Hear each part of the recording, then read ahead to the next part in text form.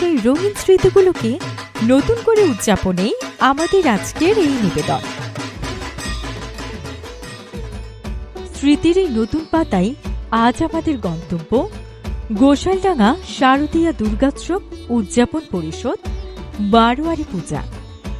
গত পূজায় তাদের মণ্ডপের মূল ভাবনা ছিল এক পরম এবং পবিত্র অনুভূতি ঈশ্বর, আর এই চমৎকার ভাবনাকে বাস্তবে রূপ দিয়েছিল চিত্ররূপ ইভেন্টস। ফরিদপুরের গুণী শিল্পী উত্তম কুমারের হাতের জাদুতে থার্মোকলের তৈরি মণ্ডপ ও প্রতিমার অলঙ্করণ সবাইকে মুগ্ধ করেছিল, আর মায়ের সেই মৃন্ময়ী রূপকে অনিত্য সুন্দর রূপায়ণে সাজিয়ে তুলেছিলেন মৃৎশিল্পী প্রহ্লাদ কুমার পাল। সাথে রকি লাইটিং এর নান্দনিক আলোকসজ্জা পুরো মণ্ডপে এক স্বর্গীয় আবহ তৈরি করেছিল।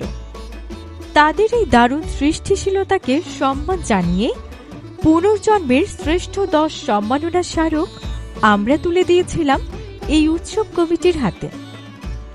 প্রাপ্তি আর ভালোবাসার এই গল্পগুলোই আমাদের আগামী দিনের অনুপ্রেরণা।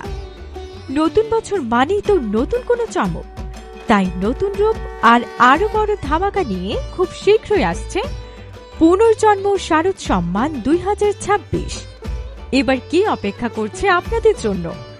জানতে চোখ রাখুন আমাদের পেজে, আসছে খুব জলদি।